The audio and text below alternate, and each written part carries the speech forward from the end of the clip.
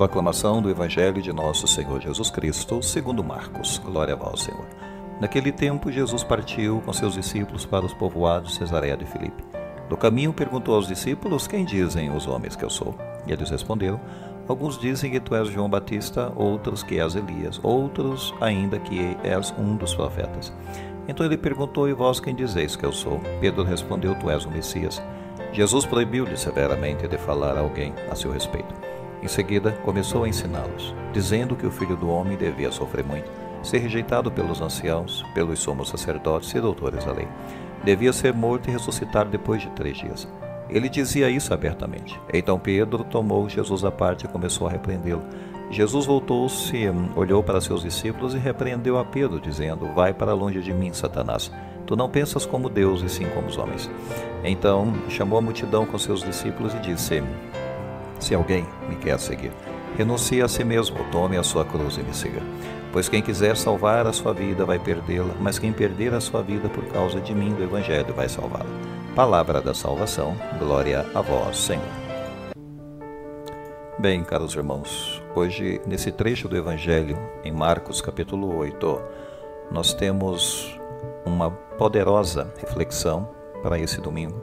E aqui nós somos convidados a uma profunda reflexão sobre a identidade de Jesus e o verdadeiro significado do discipulado.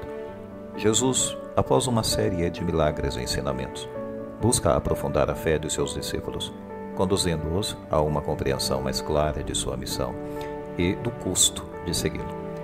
A confissão de Pedro, afirmando que Jesus é o Messias, é um momento crucial na narrativa. Pedro, movido pelo Espírito Santo, expressa a fé da igreja nascente. No entanto, Jesus, ao proibir que falassem abertamente sobre ele, revela a complexidade da identidade messiânica. O Messias não é apenas um libertador político, mas um servo sofredor, cuja missão envolve sofrimento e morte. Jesus então apresenta o caminho da cruz, como o único caminho para a vida. A metáfora da cruz, símbolo de sofrimento e morte, contrasta com as expectativas humanas de poder e glória. Ao dizer que quem quiser salvar a sua vida a perderá, Jesus desafia a sabedoria humana, que busca a própria preservação a qualquer custo. O chamado ao discipulado exige renúncia, negação de si mesmo e carregar a própria cruz. A cruz não é apenas um símbolo, mas uma realidade que cada discípulo deve enfrentar. Ao seguir Jesus, renunciamos aos nossos próprios planos, desejos, ambições, para nos conformar à vontade de Deus. A reação de Pedro à revelação de Jesus sobre o seu sofrimento e morte revela a luta interna entre a fé e a compreensão humana. Pedro, movido por um instinto de proteção, tenta desviar Jesus do caminho da cruz. No entanto, Jesus o repreende, revelando a natureza espiritual da luta que enfrentamos. A tentação de evitar o sofrimento e a morte é uma tentação constante. E Satanás, o acusador, busca constantemente nos desviar do caminho da cruz. A afirmação de Jesus de que quem quer perder a vida por causa dele a encontrará é uma profunda parábola de perda e de ganho. A vida eterna não é encontrada na acumulação de bens neste mundo, ou no poder ou no prazer, mas na entrega total a Deus e ao seu reino. Ao morrermos para nós mesmos, encontramos a verdadeira vida em Cristo. Pois bem, essa passagem nos convida a uma profunda reflexão sobre a própria fé. Somos chamados a confessar Jesus como Messias, o Filho de Deus, e a seguir seus passos, mesmo que isso implique em sofrimento e renúncia.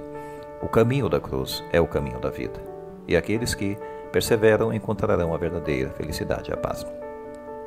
Para nossa reflexão, podemos colocar algumas perguntas. Primeira pergunta: qual a sua compreensão da identidade de Jesus? Segunda: como você responde ao chamado de Jesus para negar a si mesmo e segui-lo? Terceira questão: quais são os desafios que você enfrenta ao seguir Cristo? Quarta questão: como você pode fortalecer a sua fé diante das dificuldades da vida? Pensemos nisso. Louvado seja nosso Senhor Jesus Cristo, para sempre seja louvado.